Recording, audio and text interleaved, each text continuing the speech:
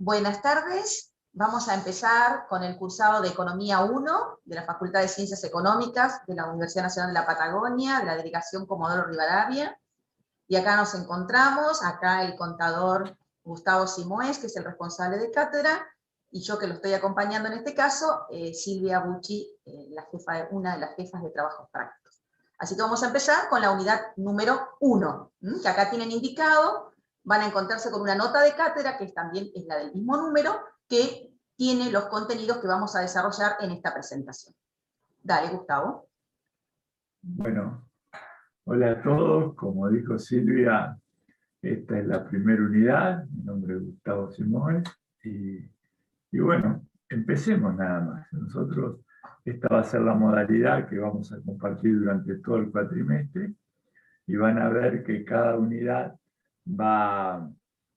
se va a corresponder con un dictado de este tipo y van a tener también el material correspondiente en las notas de cátedra. Bueno, empecemos con el contenido de la unidad 1. Bueno, empezamos con una duda muy trascendental, ¿no? ¿Qué es la economía, no? Entonces, acá surgen un montón de respuestas y bueno, así como está Homero preocupado, deben estar ustedes y en algún momento lo tuvimos todos. Quienes hicieron un polimodal del área económica ya tienen algún tipo de información sobre de qué hablamos cuando hablamos de economía. Porque hablar de economía implica muchas cosas, ¿no? Puede ser la economía de un país o puede ser una materia que necesitan para la carrera de contador. Entonces, vamos a plantearnos primero esta asignatura, ¿no? Esto que vamos a compartir. Después lo vamos a encuadrar en qué parte de la economía va a abarcar esta materia introductoria. Obviamente ustedes son todos ingresantes, que se llama Economía 1. Y lo primero que nos cabe preguntarnos es, ¿y para qué sirve la economía? ¿Por qué estudiar economía? O sea, y esto es un desafío que nos planteamos con Silvia, y es interesante en que la economía es importante, así como ustedes están acostumbrados a que cada profesor viene y les dice, mi materia es la más importante. Bueno, nosotros le vamos a decir lo mismo. La economía es la más importante. Y después la respuesta, esa apertura, cada uno le va dando a medida que avancemos en la materia y ustedes avancen en su estudio, el lugar que estiman que tienen. Entonces, podemos plantear la importancia de la economía desde 3 puntos distintos, ¿no? Esto es, podemos verla, primero ven ahí el mundo. La economía nos sirve, saber economía para entender el mundo. Un montón de cosas que pasan, que nosotros las vemos todos los días en los noticieros, tienen, de ustedes ya se darán cuenta de muchas, tienen un trasfondo económico. Si tenemos tiempo, vamos a ver los titulares de los diarios. Bueno, ahora vamos a hablar de portales, ya los diarios como forma tradicional no existen. ¿Qué es el económico? Y vamos a ver que nos muestran cuestiones que son históricas, sociales, lógicas, pero si le buscamos cierta vuelta o si la razonamos de cierta manera, le vamos a encontrar un trasfondo económico.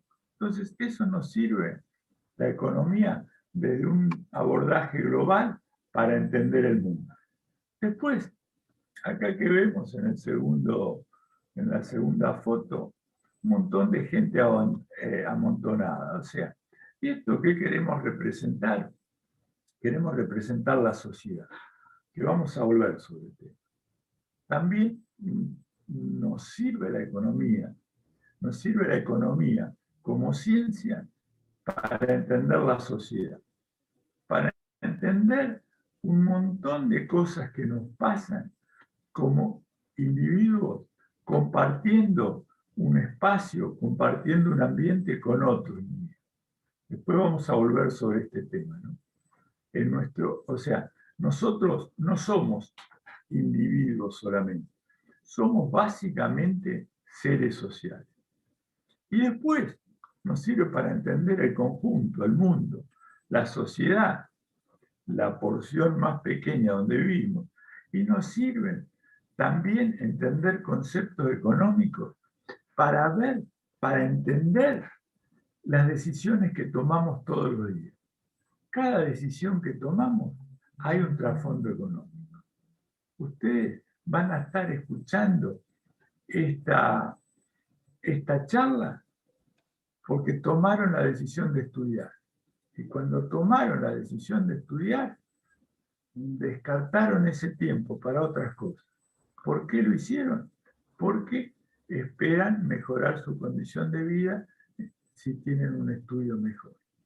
Entonces vemos que en todas esas cuestiones, ustedes todo el tiempo se plantean esto, ¿no? Cuando van a comprar algún producto, alguna indumentaria, ustedes me compro esto, me compro lo otro. Esas son decisiones económicas. ¿Hago esto o hago lo otro? Y fíjense que en esa toma de decisiones, muchas veces, no siempre, pero muchas veces está la cuestión del dinero de por medio, del manejo, de la administración, después vamos a volver sobre ese concepto, de los recursos escasos que manejan. Dale, Silvia. Bien. Dale algo. Esto es Ahí, un poco... bueno, ahí lo que decía Gustavo, digamos, para entusiasmarlos de por qué es necesario estudiar economía. Y básicamente acá también, en esta transparencia, hay la visión de la cátedra. La economía nosotros la entendemos como una ciencia social, ¿sí? O sea, eso es importante, digamos, que lo tengamos en cuenta para nosotros. Es una ciencia, y dentro de las ciencias es una ciencia social, ¿sí?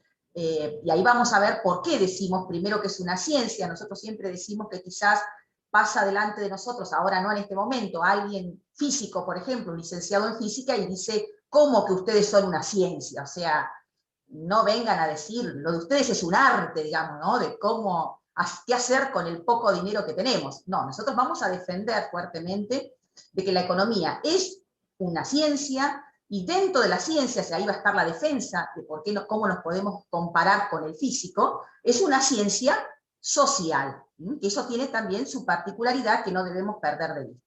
Entonces, si nos preguntaran en este momento, pasa alguien de física y nos dice, ¿cómo que ustedes son una ciencia? Nosotros vamos a decirle, mira, somos una ciencia. ¿Por qué? Porque tenemos tres cosas que se requiere para ser una ciencia, ¿no? Que es lo que está acá con las flechitas y que ahora se lo vamos a mostrar. ¿Qué le vamos a decir? Mira, somos una ciencia porque nosotros tenemos un objeto de estudio. O sea, nosotros estudiamos algo en particular. Ahora vamos a ver qué se estudia en particular dentro de la economía. Pero tenemos un objeto totalmente identificado, por eso es una disciplina en particular, que es el objeto de estudio de la ciencia económica. Eso que estudiamos, que ahora vamos a ver qué es, no lo estudiamos de cualquier manera, lo estudiamos bajo una cierta rigurosidad, bajo una cierta metodología, bajo ciertos lineamientos que permiten que estudiemos bajo una cierta metodología. Y también tenemos capacidad de predicción, es decir, la economía, al igual que las otras ciencias, entre ellos la física, si nos estamos comparando con una ciencia fáctica totalmente más rigurosa en ciertos aspectos, ¿no? O más formal, también podemos formular leyes, o sea, podemos predecir qué es lo que va a ocurrir en el futuro, con algunas características, ¿no? No es que predecimos igual que el físico que dice, si tiro una piedra de 1 kilo a 100 metros va a caer en el piso en 1 segundo 34 porque apliqué tal fórmula. Acá no podemos ser tan específicos y ahora vamos a ver por qué. Entonces, la primera defensa que vamos a hacer es una ciencia, claramente es una ciencia. Tenemos un objeto particular de estudio. Eso que estudiamos, lo estudiamos con una rigurosidad científica, bajo una cierta metodología científica, y somos capaces de elaborar leyes, de formular leyes que pueden predecir el futuro, con algunas características particulares de esta ciencia que es social. Bien, Gustavo les va a contar cuál es el objeto particular de estudio, qué es lo que estudiamos en la economía. ¿Qué es lo que estudiamos en la economía? O sea, ¿los tiene? Sí. ¿Qué estudiamos? Bueno, fíjense que le planteaba Silvia, el resto de los científicos, digamos, les cuesta reconocer no a la economía como una ciencia, sino a todas las ciencias sociales. ¿Por qué? Porque en el resto de las ciencias, en la física, en la química, se llega a esa elaboración de leyes por un proceso que es la experimentación. Y como también le había comentado Silvia, en las ciencias sociales no podemos experimentar. ¿Por qué? Porque está el objeto de estudio, es el hombre. Y fíjense, y no este hombre que ven en el gráfico, este cavernícola que vivía solo en una cueva tratando de matar a algún mamut para comer, sino somos nosotros viviendo en sociedad.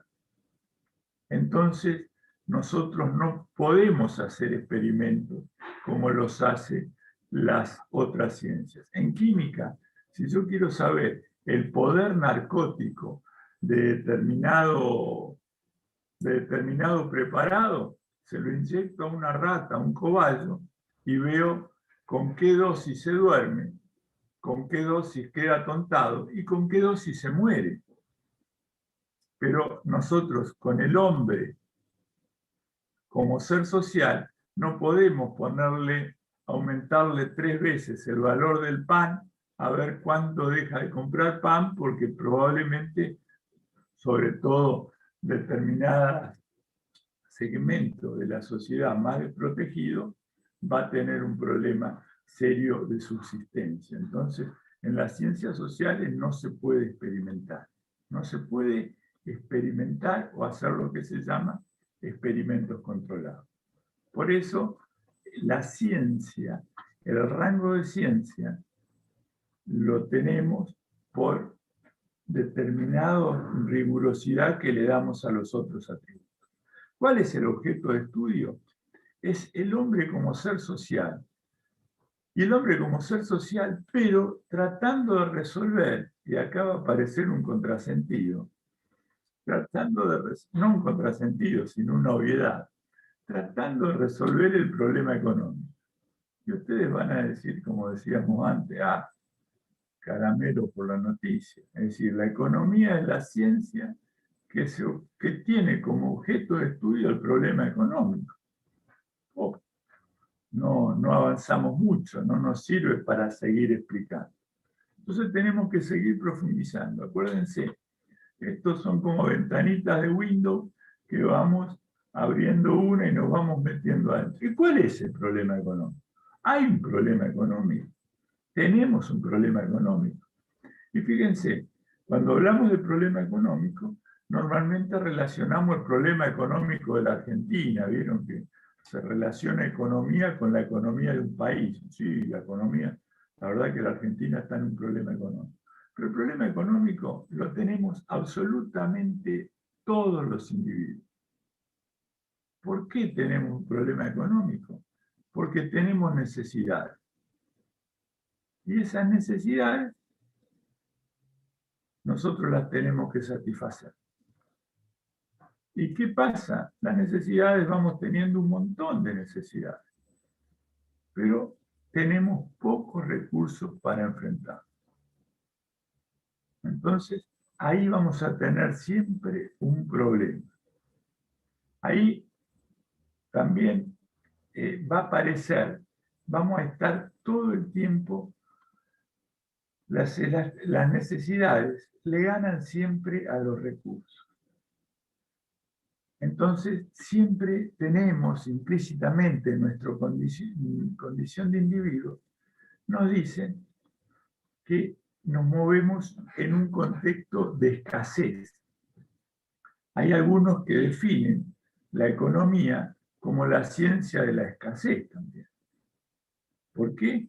Porque las necesidades le están ganando todo el tiempo el partido a los recursos. Y como tenemos esas necesidades que superan a los recursos, todos los días vamos a estar y un montón de veces por día vamos a tener que estar eligiendo. Y ustedes me podrán decir, bueno, pero eso no le pasa a alguna parte de la gente. Qué sé yo, a Cristiano Ronaldo, Messi, no tienen el problema económico. Y les parece que no tienen el problema económico. Pero si tienen un montón de recursos, ganan un montón de plata, miles de millones, pero también tienen un montón de necesidades. Una persona de determinado nivel de ingreso quiere tener un autito usado que lo lleve al trabajo, o una motito. Pero estos superastros del deporte, ustedes vieron, tienen aviones, tienen yates, siempre el individuo se va imponiendo necesidades. Entonces siempre tenemos esta toma de decisiones. Siempre sentimos que queremos más y que, bueno, y nos va a plantear el problema económico. Bien. Ahí, por ejemplo, en uno de los textos que tienen para leer, para decir los recursos son, que un recurso sea escaso no es ni que haya mucho ni poco, ¿no? Para esta cuestión de si Messi o Ronaldo tiene o no tiene este problema económico. No es ni mucho ni poco, ¿sí? Los recursos sean escasos, sino la imposibilidad de satisfacer las necesidades que se tiene con esos recursos. Entonces, puedo tener muchos recursos, pero igual que esos recursos sean escasos, porque las necesidades que tengo, el superyate, una isla, bueno, ni siquiera nos da para la imaginación para pensar qué tipo de necesidades se pueden plantear, no pueden ser satisfechas con los recursos que se tengan, por más que sea mucho. Claro, fíjense, hay un recurso que a veces no se nombra, dicen, y con toda la plata que tienen, ¿por qué determinada gente, por ejemplo, por qué siguen jugando? Y porque tienen necesidad de mantener la fama que adquirieron. Entonces, siguen jugando y para cubrir esa necesidad tienen un recurso que por toda la plata que tienen va a ser escaso, que es el recurso del tiempo. Entonces tienen un montón de cosas en que ocuparse y se le hace poco tiempo. Esto nos lleva a otro concepto económico que tiene que ver con las necesidades. Que todo lo que gastamos en algo, después no lo tenemos para gastar en otra cosa. Este es un concepto básico del razonamiento económico. Todo el tiempo estamos tomando decisiones, pero cuando tomamos una decisión, dejamos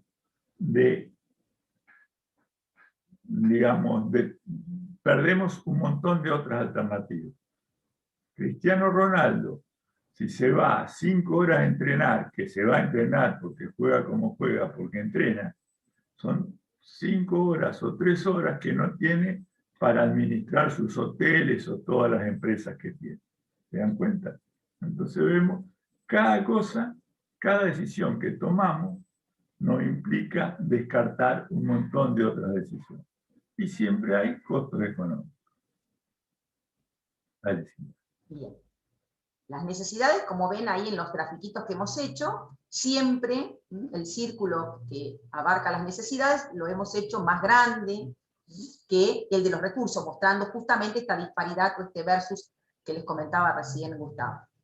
Las necesidades, entonces, podríamos decir que tienen ciertas características, son ilimitadas en su cantidad, es decir, siempre aparecen nuevas necesidades, es decir, si hubiésemos hecho una lista de necesidades hace un año y ahora hacemos la lista de necesidades, seguramente alguna cosa agregamos que antes en la lista anterior no se nos hubiese ocurrido. Qué sé yo, la cafetera Nespresso, digamos, para que nos vayan conociendo personalmente, digamos, con algunos detalles, ¿no? Entonces, agregamos una nueva necesidad. Hay que tener ahora para tomar café una cafetera Nespresso, por ejemplo, cosa que hace un año yo jamás la hubiese puesto en un listado, por ejemplo. O sea, aparecen nuevas necesidades. La publicidad es una de esas cosas. Aparece, cuando uno abre, aparece que está en promoción, o uno escucha que otro la tiene, es decir, aparece una nueva necesidad.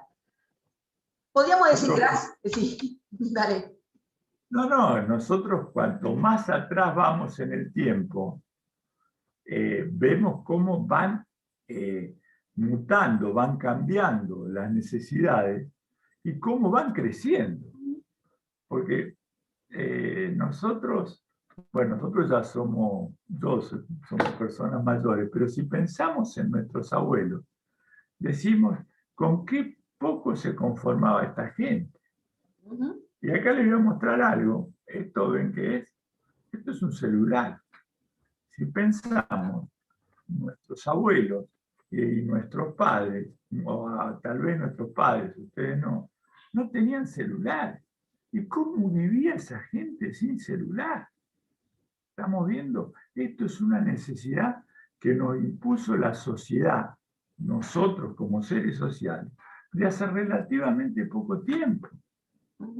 Y no estamos hablando de un celular, porque hoy queremos un celular que podamos ver Netflix, que podamos ver los partidos de fútbol, que podamos tener aplicaciones de videojuegos, que podamos tener un montón de redes sociales, que si no están esas aplicaciones acá, sentimos que nuestras necesidades no pueden estar satisfechas. ¿Y esto hace cuánto que está? Y el celular hace 20 años, pero todos los días tenemos aplicaciones que se nos van volviendo imprescindibles. Entonces vemos que el problema económico es de nunca acabar. Y antes todo eso no existía. Se vivía, y claro que se vivía. Y bueno, y después, así como va, está la otra característica que se relaciona también con ilimitadas, es que son crecientes. O sea, y esto es una cuestión que nos lleva a cuestionar a dónde nos está llevando la economía. En la época de los 70 y principios de los 80, estaba muy de moda el término la sociedad de consumo, ¿no? Y cómo hoy, si bien no se menciona en esa terminología, también se están replanteando un montón de conductas sociales, o las nuevas generaciones, las generaciones de ustedes, se están dando cuenta que no nos va a llevar por buen camino esta parafernalia de autoimponernos nuevas necesidades. Como que hay que parar la pelota, como que hay que empezar a conformarse por mí.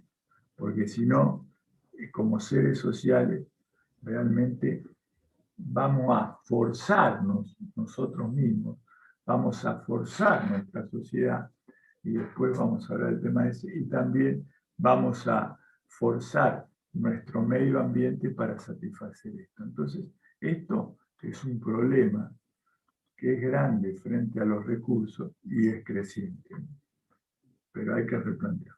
Y los recursos, frente a esas características que tienen las necesidades, ilimitadas en su cantidad, limitadas en su capacidad y crecientes, por otro lado tenemos eso más chiquitito, que son los recursos, que son limitados, lo que decíamos, escasos ¿en qué sentido? Que no alcanzan para satisfacer todas estas necesidades, no mucho poco, acuérdense esa distinción, digamos, ¿no? O sea, no mucho poco, sino que este redondel que tenemos acá, o este óvalo que tenemos acá, es más chico que ese óvalo más grande, que son todas nuestras necesidades. Son escasos y, para colmo, diríamos, de usos alternativos. Varios usos alternativos, y con el mismo recurso podemos hacer una cosa o comprar una cosa a la otra, que es lo que les dijo Gustavo hace un ratito. Siempre vamos a estar eligiendo, por eso van a ver que a veces la economía se dice la ciencia de la elección. Constantemente, si elegimos un celular, nos va a quedar, no vamos a poder comprarnos la cafetera. Si compramos la cafetera, no podemos comprar el celular. Si usamos el tiempo para economía 1, no vamos a tener tiempo para salir a pasear, para mirar una serie. O sea, siempre al tomar una decisión dejamos otra alternativa, y acá también, al usar los recursos para una cosa, no lo tenemos disponible para ese otro uso alternativo. Entonces, siempre son limitados, y para colmo, diríamos, son de usos alternativos. Pues si fueran para un solo uso, al menos lo tendríamos que decidir, digamos, ¿no? O sea, tendríamos un problema menos. Sería. Bien. Para satisfacer esas necesidades, vamos a tener que usar bienes y servicios. Tengo la necesidad de estar comunicada y conectada con todas las redes sociales, necesito un celular con determinadas características. Por eso ahí tienen que los bienes son servicios. Nosotros normalmente a veces decimos bienes y estamos incluyendo los servicios. En economía a veces cuando uno dice genéricamente bienes, y están los servicios también. Ahorramos palabras a veces. Entonces es todo medio capaz de satisfacer una necesidad. Y acá, fíjense que nosotros hicimos un grafiquito que para satisfacer las necesidades hay algunos bienes que están con la crucecita acá que todavía, digamos, son libres. Es decir, que tienen algunas características que no nos origina problema económico con esos bienes. Por ejemplo, respirar, diríamos ahora, ¿no? Pero también hoy en día, o el aire, también está, porque para poder respirar en un espacio que fuera de nuestra casa, necesitamos ya una barrera que al menos es un barbijo, ¿no? Que tiene un costo económico ya. Entonces, eso que antes uno daba el ejemplo, un bien libre es el aire, y ahora es como que para poder respirar y salir al supermercado necesitamos habernos comprado un barbijo con ciertas características. Cada vez tienen más características, ¿vieron? Si leen las noticias, el barbijo casero que sí, que no, que 2 capas, que 3 capas, que el N95, que el N97, o sea, es como que ya cualquier barbijo no es. Entonces, esos bienes son libres, no son objeto de estudio de la economía, el bien libre, el bien que no tiene precio, que está accesible para todos y que existen cantidades ilimitadas. ¿Dónde tenemos problema? En los llamados bienes económicos, es decir, los bienes que son escasos, que requieren un proceso productivo para su fabricación, para su hacer, digamos, y que por lo tanto tienen un precio en el mercado. Entonces, ahí es nuestro objeto de estudio. En estos, cada vez están quedando menos los libres, y bueno, gracias a Dios quedan algunos. No es objeto de estudio de la economía, será objeto de estudio de otra ciencia. En los bienes económicos sí es objeto de estudio de la economía. Bienes que están en cantidades limitadas, que son propiedad de alguien y que tienen un precio en el mercado en términos genéricos. ¿Querés agregar algo? Así después vamos a la... No, vemos cómo se van, lo que decías vos, se van sofisticando las necesidades y cada vez los bienes libres como tales no existen, ¿no? O sea, tenemos el aire y hoy por la coyuntura epidemiológica que nos toca vivir, aún para usar ese bien libre necesitamos algún bien económico y escaso, ¿no? Y como fíjense, ese bien escaso, hoy en día estamos hablando, si nosotros hablamos hace un año, ese era un bien de una escasez extrema y cómo se planteaba toda la escasez, los precios que había alrededor del barbijo, que ahora se está repitiendo alrededor de un poco la continuidad de esta película, que es con la vacuna, ¿no? Bien, La vacuna, bien. que tendrían que ser un bien libre, no va a ser, porque cuesta producirlo, pero tendría que ser un bien por el cual la gente o mucha gente no tendría que pagar. Bien. Bueno, ahí tienen la clasificación, digamos, los bienes finales, los bienes que ya están en condiciones de satisfacer una necesidad, un helado, una docena de facturas, los bienes intermedios, los bienes que todavía les falta un proceso productivo para culminar en ser un bien final, la harina, por ejemplo, si pensamos en las facturas, y después podrán ser bienes de consumo, es decir, los bienes que directamente satisfacen una necesidad, las facturas satisfacen una necesidad de alimentación, o los bienes de capital, que son los bienes que se usan para producir otros bienes. La amasadora, por ejemplo, o el horno en la fábrica, en la panadería, por ejemplo. Es una clasificación que simplemente es necesario que la conozcan. Son todos bienes económicos, pero o en distintos estadios, perdón acá, en distintos estadios de fabricación, o según el destino de ese bien económico en particular. Pensemos que las actividades económicas, después vamos a hablar sobre eso, son básicamente dos. Nosotros hablamos de que la economía se ocupa de la satisfacción de necesidades. Silvia les dijo, esa satisfacción de necesidades, ¿sí? Digamos, teníamos el problema de los recursos escasos, pero ¿con qué satisfacíamos necesidades? Con bienes y servicios. ¿Y cómo se llama el proceso por el cual satisfacemos las necesidades? Es el consumo. Entonces la economía se ocupa por un lado del consumo, Pero si hay bienes y servicios, es dicho en términos bien simples, es porque alguien los hizo antes. Entonces, si podemos consumir bienes y servicios, si hay una actividad de consumo, es porque previamente existió una actividad de producción. Entonces, los grupos de bienes o sirven para consumir o sirven para producir otros bienes. O ya están listos, bienes finales, o están en una etapa intermedia. Y acá tenemos ejemplos. Acá tienen unos ejemplos en particular, digamos, el alfajor como bien económico, bien final, de consumo y no duradero porque se agota en el primer uso.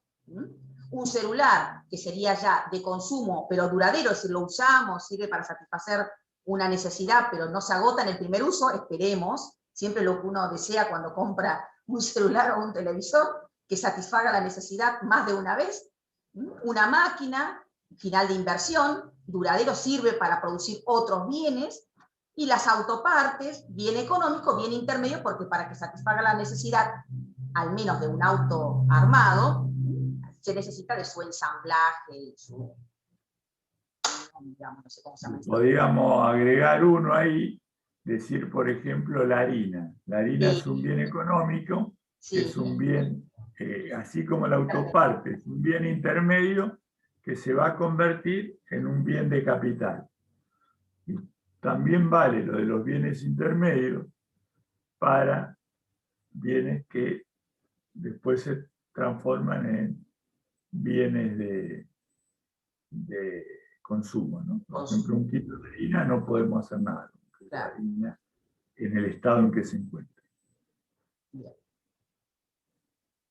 Acá parece que nos hacemos cuando nosotros presentamos estos datos o estas noticias, digamos, pareciera ser que son todas noticias económicas o extracciones de diarios que hacen referencia a cuestiones económicas, las exportaciones del país, cuánto recaudó la FIP en tal periodo, cuál fue el índice de precios al consumidor, lo que sale todos los meses, y lo que se llama habitualmente cuál fue la inflación del mes. Es decir, son noticias económicas. Pero acá fíjense que hay otras noticias que nosotros les pusimos, que hacen referencia también a noticias económicas, pero fíjense que la diferencia con lo anterior, que era cuánto había recaudado el Estado, cuál era el índice de inflación del mes, cuánto se había exportado en tal periodo, acá si uno se toma un ratito y las lee, se van a dar cuenta que, por ejemplo, esta persona, este economista está diciendo, esta situación genera algo más de certidumbre, en el corto plazo puede ser que el dólar y las tasas de interés mejoren,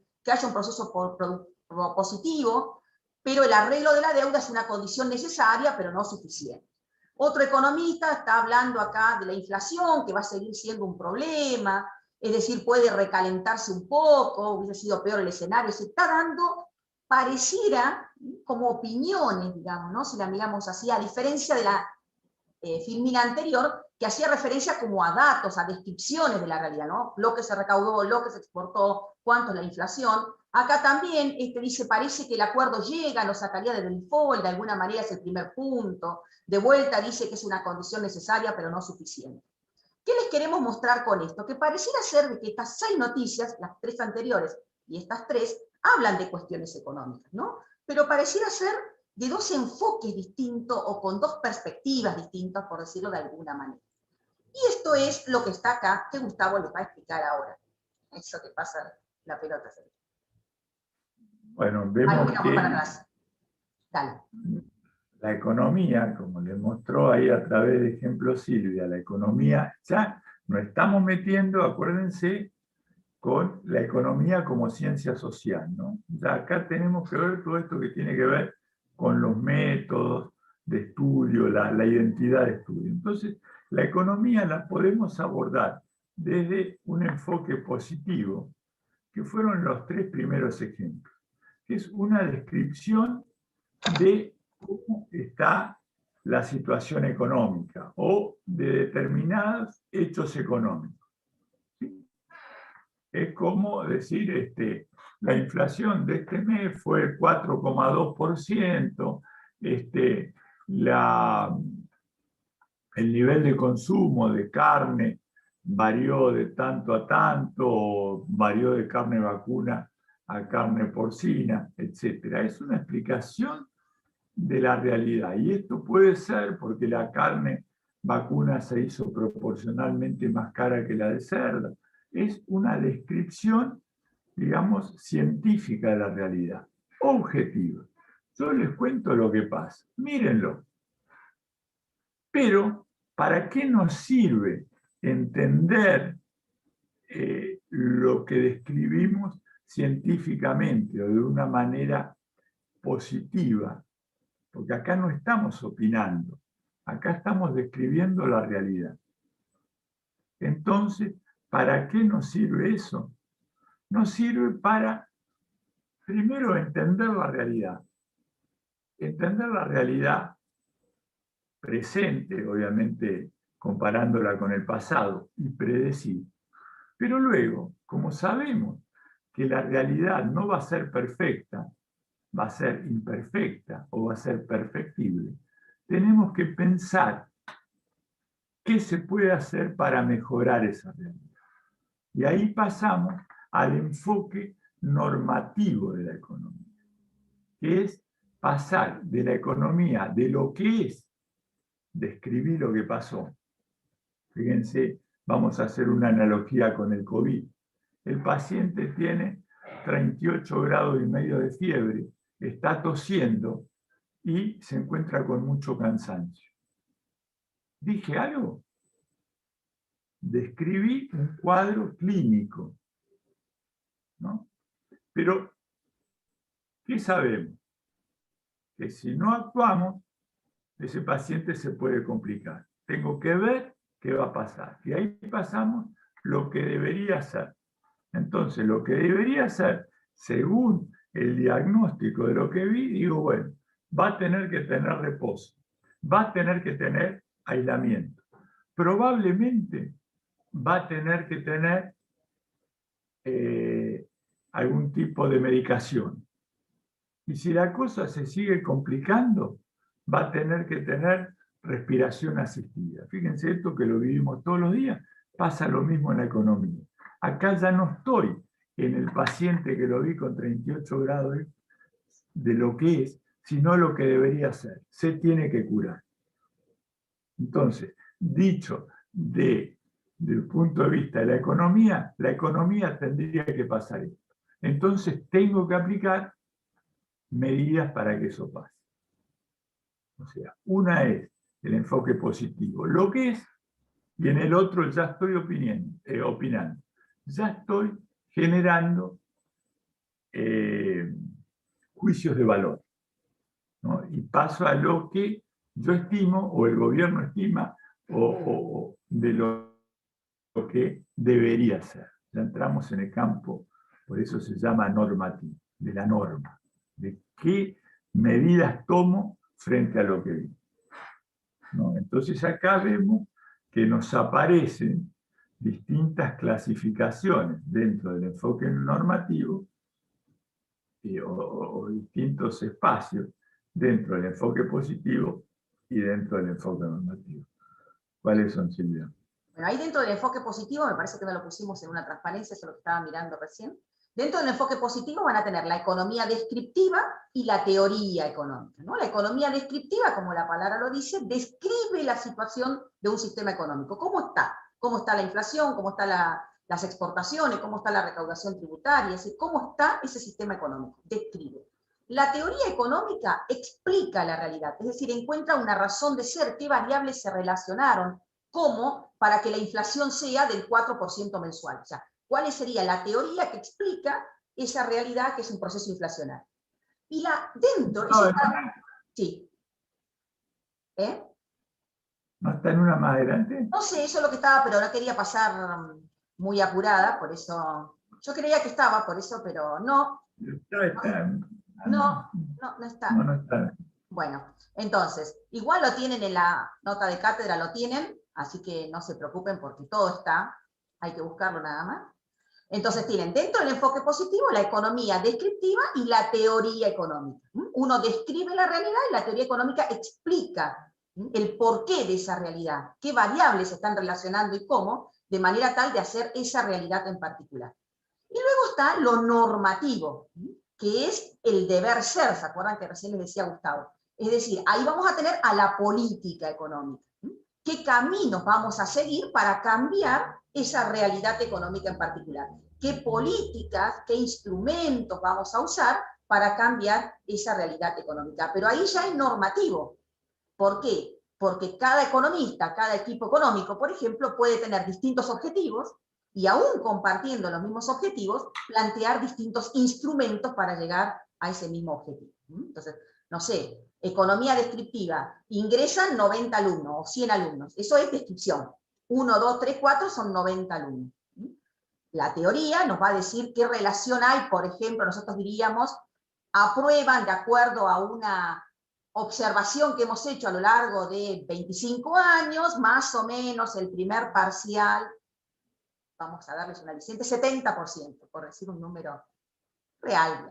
Eso es la economía descriptiva, sería lo descriptivo, aplicamos un razonamiento que nosotros lo hicimos por observación empírica durante 25 años de la cátedra, y la política, en este caso lo normativo, sería qué podríamos hacer, qué política podríamos implementar para incrementar, por ejemplo, el número de aprobados en el primer parcial. Eso ya sería un deber ser, y seguramente opinamos distinto, y habrían distintas propuestas, distintos caminos a seguir para alcanzar ese objetivo de aumentar el número de exámenes aprobados en el primer parcial. Entonces acá igual, describe la realidad, explica la realidad y diseña o aplica ciertos instrumentos para alcanzar determinados objetivos. Eso ya es normativo, está lleno de juicios de valor.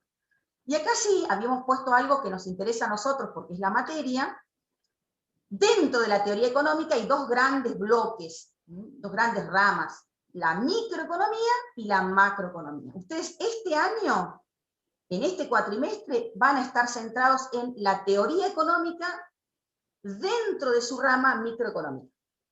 El año que viene, cuando ingresen a Economía 2, estarán dentro de la teoría económica en su rama macroeconomía. ¿Bien? Y acá Gustavo les va a explicar más o menos qué es lo que vamos a ver o de qué trata esa rama dentro de la teoría económica que es la microeconomía. Todo tuyo. Bueno, nosotros, ya la palabra micro sugiere algo chico. Entonces, la parte de esta primera subdivisión de la teoría económica que refiere a lo micro, se refiere a las unidades económicas, cómo toman decisiones los individuos en economía. ¿Y quiénes son las unidades económicas? Esas unidades económicas que toman decisiones. ¿Se acuerdan? Nosotros mencionamos dos actividades que son las que se ocupa básicamente la economía. En realidad algunos incluyen una intermedia tercera. La actividad del consumo, ¿sí?, que es el proceso por el cual se logra la satisfacción de necesidades, y la actividad de la producción, que es cómo se llega a esos bienes que los individuos consumen, bienes y servicios, ¿no? Entonces vemos cómo en estas dos grandes divisiones sobre las cuales vamos a volver, vemos cómo toman decisiones los individuos, los consumidores. ¿Sí? ¿Qué les pasa por la cabeza? Esto es súper complicado, pero lo que también vamos a ver es que la economía utiliza modelos, ¿no? Utiliza modelos para armar todo su tejido de razonamiento. Y los modelos son simplificaciones de la realidad. Después lo vamos a ver. Pero vemos cómo, por un lado, la microeconomía toma decisiones los consumidores, ¿sí?, y cómo toman decisiones los productores. Entonces acá tenemos básicamente dos teorías inherentes a la microeconomía. Y esta materia, Economía 1, cuando se le pregunte o se le puede preguntar en un final de qué trata Economía 1, ustedes tienen que decir, tratan, o de qué es es una introducción a la microeconomía. Y la microeconomía es una parte de la teoría económica.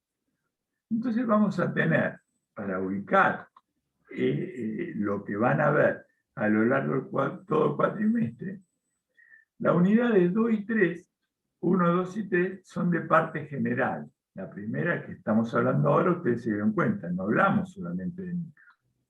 Hablamos de micro y mencionamos también la prima hermana de la micro. Lo que no lo miramos individualmente, lo miramos desde el conjunto, desde lo global. Y esa será, obviamente, la macroeconomía. Entonces podemos también a plantear cómo la van a ver durante el año. Entonces, la microeconomía, materia, objeto de estudio de Economía 1, introducción, vemos, tiene una parte, unidades 1, 2 y 3, que son partes generales de economía, de toda la teoría económica. Pero entramos a la microeconomía propiamente dicha cuando vemos la teoría del consumidor en las unidades 4 y 5. ¿Cómo toman decisiones los consumidores? Después vamos a ver y qué cuestiones tienen en cuenta los productores, teoría de la producción. ¿Sí? Que acá vemos cómo los productores toman decisiones teniendo en cuenta, fíjense, una cuestión del razonamiento económico, como hablamos del costo-oportunidad, siempre teniendo en cuenta relaciones de costo-beneficio. Esto nos va a mostrar la función de producción en las unidades 6, 7 y 8. Después, las empresas, estos productores, también van a actuar en distintos tipos de mercados. Y eso da lugar a la teoría de la empresa. La teoría de la empresa en los diferentes mercados, que son desde los mercados competitivos hasta los no competitivos. Y por último tenemos la teoría de la distribución, que es cómo se reparte esa producción. Entonces, esa va a ser la columna vertebral de la asignatura, y estas son las divisiones básicas de la microeconomía. ¿Y acá? ¿Qué nos quiere mostrar esto? Vamos acá, lo que nosotros queremos que ustedes también, así como dijimos, esto es una ciencia social y queremos que eso quede grabado, valga la redundancia, también tenemos que entender de que la economía, si bien es un cuerpo disciplinar autónomo, digamos, es una ciencia autónoma y separada del resto de los cuerpos disciplinarios en términos de ciencia, no está dislocada y separada como un compartimento estanco, separada totalmente del resto de las ciencias. O sea, hay una interdisciplinaridad de vinculación de las cuestiones económicas con el resto de las ciencias. Y acá el ejemplo es, por ejemplo, el desempleo, ¿no? Uno diría, ¿el desempleo es solo un problema económico? ¿O es solo un problema sociológico? ¿Es solamente un problema político? ¿Es un problema psicológico? ¿O es de todo un poco, digamos? El desempleo es multidisciplinar, o sea, roza vinculaciones con distintas disciplinas, y una de ellas es la economía. Pero para entender la problemática del desempleo, no lo puedo mirar solo desde la óptica de la economía o desde la óptica de la psicología, tengo que mirarlo en una visión más amplia que abarque distintas perspectivas. Y ahí Gustavo se nos va a explicar, y después hay otra más, que no son solamente la interrelación de la economía con estas tres, sino que a su vez hay vinculaciones de la economía con la historia, la geografía, la matemática, aunque no les guste la estadística, es decir, ver la economía no como un compartimento estanco, sino como una ciencia que está interrelacionada con distintas disciplinas. Ahí, Gustavo. Fíjense, esto también, si nosotros pensamos en las ciencias sociales, que son muchas y según el abordaje ya más, no quiero ponerme difícil, más epistemológico, podemos crear muchas categorías. Pero si pensamos en las otras ciencias sociales, nosotros decimos, bueno, vamos a elegir estas 4, que son 4 grandes bloques de ciencias sociales. Economía, sociología, política y psicología. Y vemos que tienen un montón de áreas comunes. Porque nosotros decimos, la sociología, ¿de qué se ocupa? De cómo viven los individuos en distintos grupos sociales, distintos grupos que tienen que ver con etnias, que tienen que ver con clases sociales, que tienen que ver con elecciones de vida. Entonces, todo eso configura distintos tipos de agrupaciones sociales o de forma que eligen los individuos para convivir entre ellos. ¿De qué se ocupa la política?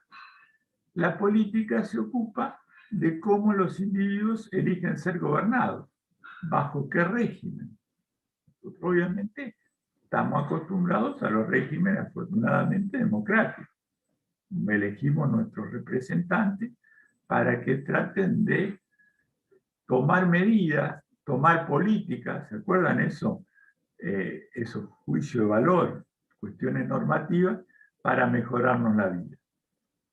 Pero también está la psicología, que la psicología se ocupa de cómo nosotros los individuos nos adaptamos al medio social en el que vivimos.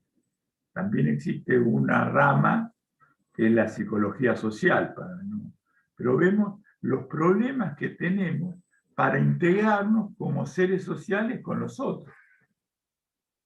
Y tenemos la economía. ¿Y qué parte le quedaba a la economía? ¿Cómo resolvíamos el problema económico? ¿Cómo resolvíamos esa dicotomía? Poquitos recursos, muchas necesidades. Entonces, como le planteó Silvia, si uno le preguntara, ¿y el desempleo qué es? Un tema económico, un tema sociológico, un tema político, un tema psicológico. Y es todo. Porque es un problema económico, porque nos va a faltar la plata, porque se nos van a achicar los recursos y las necesidades van a seguir existiendo. Es un problema sociológico, porque fíjense, genera todo grupos sociales de desempleados. Fíjense, el caso que quisimos plantear ahí es la fila de jóvenes frente a una solicitud de empleo. Y cómo esto genera también distintos estamentos sociales, algunos con serias consecuencias de convivencia. Es un problema, claramente, obviamente es un problema político, porque quienes fueron elegidos tienen que arbitrar los medios para minimizar eso. Y claro que es un problema psicológico, porque estar desempleado nos quema la cabeza. Entonces vemos cómo un mismo fenómeno social tiene un abordaje, y ahí las ciencias sociales cuesta establecer compartimentos estables. Hoy en día, usted le va a pasar con el estudio, cada vez va a costar más separar las ciencias, no solo las ciencias sociales, sino también algunas ciencias más duras, porque cada vez está todo más interrelacionado en el campo científico. Después lo vamos a ver también ahora cuando veamos las relaciones de la economía. Y acá vemos las relaciones de la economía con otras ciencias, ¿no? Entonces, y nos estamos olvidando un montón, porque siempre nos pasa con Silvia que a medida que vamos conversando vemos que se pueden agregar. Algunas le gustan a Silvia y otras me gustan a vos. La de la relación de la economía con la historia te la dejo. Bueno, esa, y con la ecología te la dejo. Dale. Entonces, la economía, entonces fíjense, anterior dimos el ejemplo del desempleo y cómo están interrelacionados la economía con la sociología, con la psicología, con la ciencia política. Dijimos, no es solamente con esas, sino que pareciera ser, y acá ven 5 más, con las cuales la economía también está vinculada, está interrelacionada, hay una interdependencia, una multidisciplinaridad.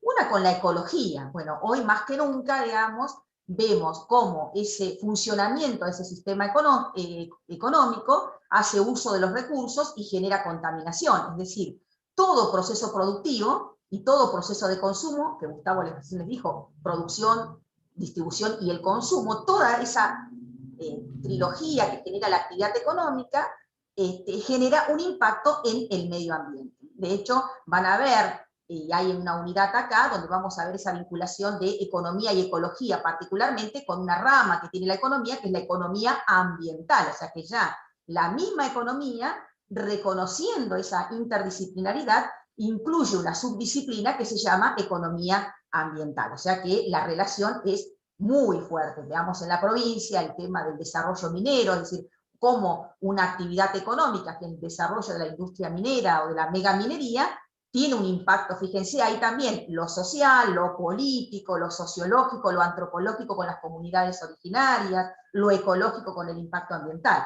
Y uno diría, no, pero es una actividad económica que la megaminería, sí, pero con un impacto en un montón de otras áreas, donde una de ellas es el impacto ambiental. Con la historia se lo dejamos al contador, que le gusta. Sí, bueno, me gusta la historia y bueno, son deformaciones profesionales que uno va teniendo. Pero fíjense, ustedes le deben haber enseñado historia o vemos hechos históricos que han pasado todo el tiempo y nos cuentan como que fueron batallas, como que fueron fechas, como que fueron cuestiones, digamos, de tipo espectacular en cuanto a los cambios y en algunos casos de unas consecuencias en pérdida de vidas humanas tremendas. Pero cuando uno tiene determinado, le busca determinada vuelta a las cosas, vemos que detrás de cada gran hecho histórico hubo una fundamentación económica. Entonces vemos que el mundo se mueve por intereses económicos. Y esto pasó desde todos los tiempos. Desde el Imperio Romano, ¿qué buscaban? Buscaban conseguirse bienes para vivir como los dioses en Roma, con grandes provisiones de alimentos, entonces salían a conquistar todo lo que los rodeaba. Si miramos los hechos de nuestra patria, ¿por qué era por qué nos independizamos y demás? Porque España ejercía un monopolio sobre las colonias americanas que no las dejaba crecer. Entonces había una razón de orgullo nacional, pero había una razón de necesidad de autonomía económica. Nosotros vemos que a veces, ¿por qué hay guerra en determinados países africanos o países asiáticos que ni figuran en ningún noticiero y muere un montón de gente? Dice, mira lo que pasó acá hubo un genocidio acá. ¿Y por qué hay otras guerras que están en todos los medios? Porque seguramente lo que es muy difundido, hay un interés económico. Fíjense, la guerra del Golfo, todas esas cuestiones en Medio Oriente, ahí la causa era toda la riqueza petrolera que estaba en esos subsuelos. Entonces, los ejemplos son muchísimos, pero eso, para los que les interese, cuando avancemos la materia, podemos plantearnos como desafío algún hecho económico. La independencia de Estados Unidos, eso el 4 de julio, todo eso que nos venden del mundo desarrollado, empezó cuando los colonos americanos le tiraron a los ingleses unos cargamentos de té porque no querían pagar los impuestos.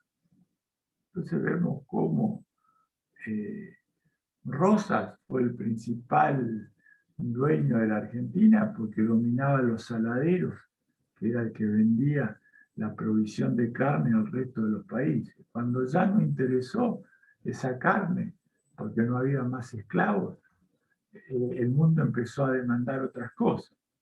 Empezó a demandar, por ejemplo, lana de oveja. Y quien tenía las ovejas era un tipo que se llamaba Urquiza, y Urquiza le ganó la guerra rosa. Entonces vemos cómo siempre, si le buscamos la vuelta, hay una razón económica. Así que la historia es apasionante. Y la historia económica es más apasionante. Bueno, con la geografía, digamos, la relación de la economía, si la economía para producir bienes y servicios necesita de recursos, de factores productivos.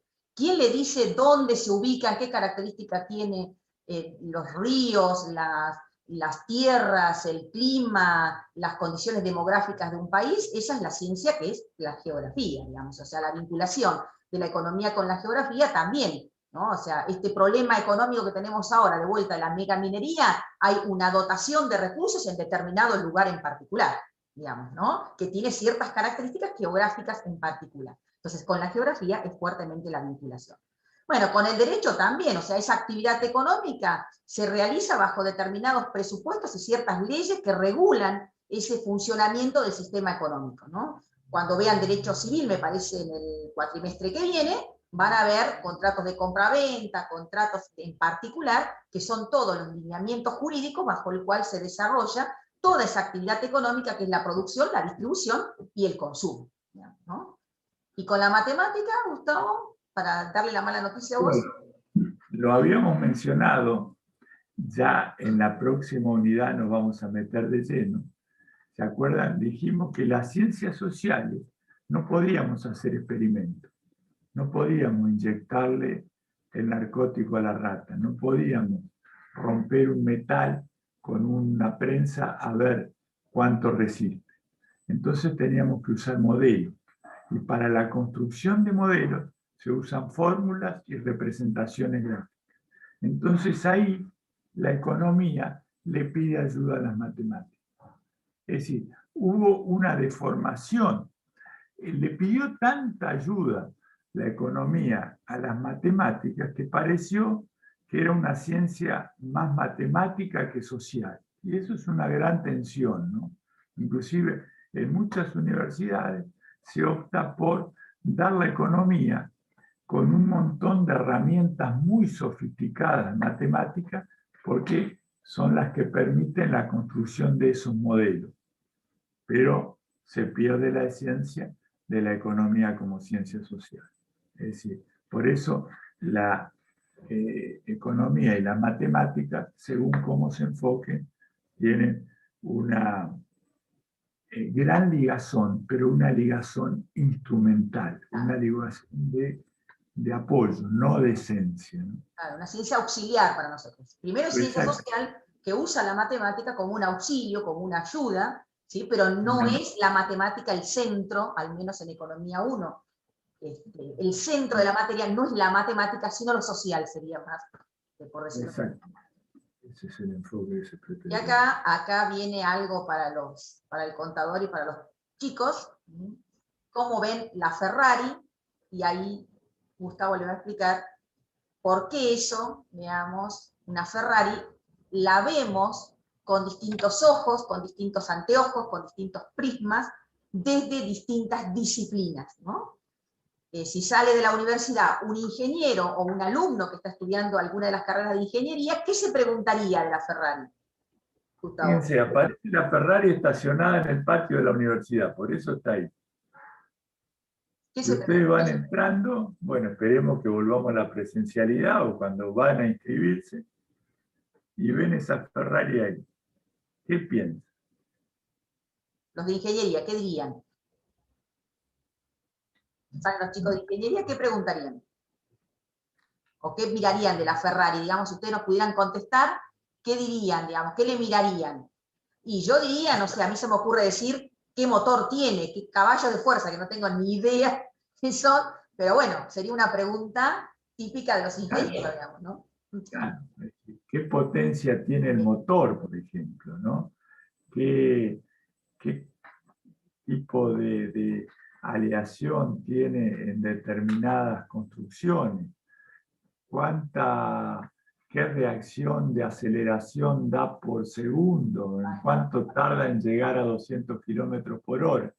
Vemos que van a quedar fascinados por la característica técnica de ese auto tan superior a los demás. Nosotros acá lo que le queremos mostrar, porque lo usamos varios años, antes era más fácil explicarlo desde el aula, era comparado con las facultades, ¿no? Eso es lo que diría uno de la facultad de ingeniería. Los abogados, ¿qué buscan? Los abogados, ustedes saben, vamos a ser un poco críticos, pero van a decir, ¿quién se compró esto, no? ¿Cuánta plata tiene? El día que se separe, le corresponde a la mujer, no le corresponde a la mujer, o sea, es de la empresa, es de él. Me daría la titularidad, ¿quién la tiene, no? Entonces vemos que el encuadre legal, ¿no? Es importada, es qué derechos pagó. Lo de humanidades, ¿sí? Es la Facultad de Humanidades y Ciencias Sociales, aunque nosotros, la de Económica, somos Ciencias Sociales también, eso está en otro enfoque, ¿no? Un enfoque, si se quiere, bueno, más humanista, pero bueno, lo podemos discutir.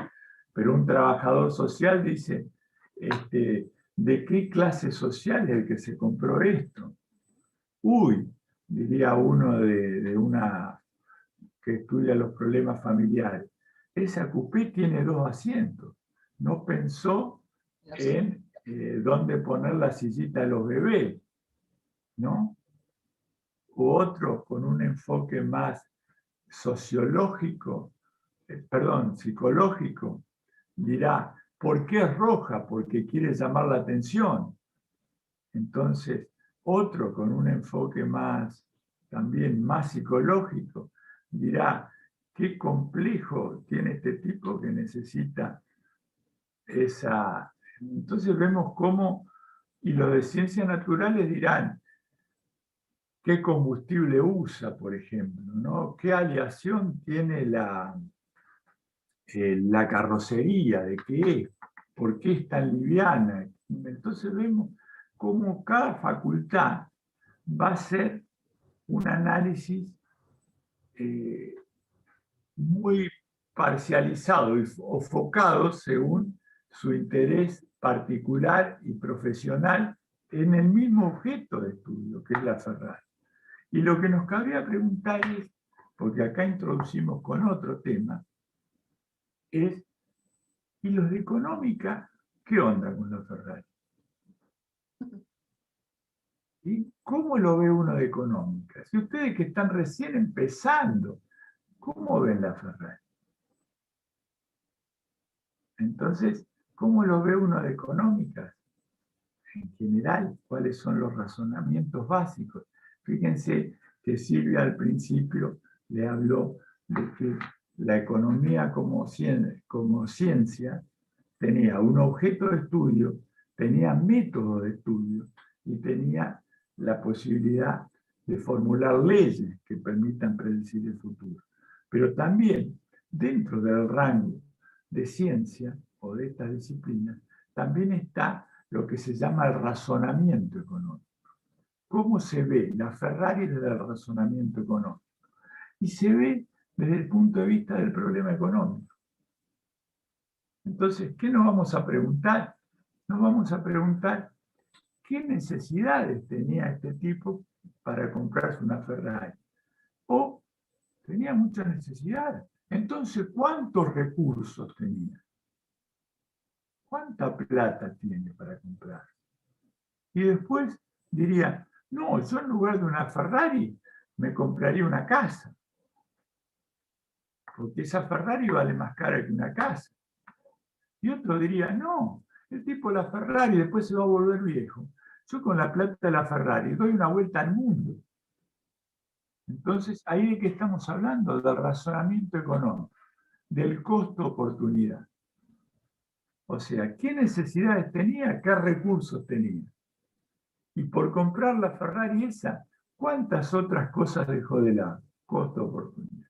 Esto dicho de una manera muy breve. Y bueno, con esto tendemos a que empiecen a razonar sus conceptos económicos.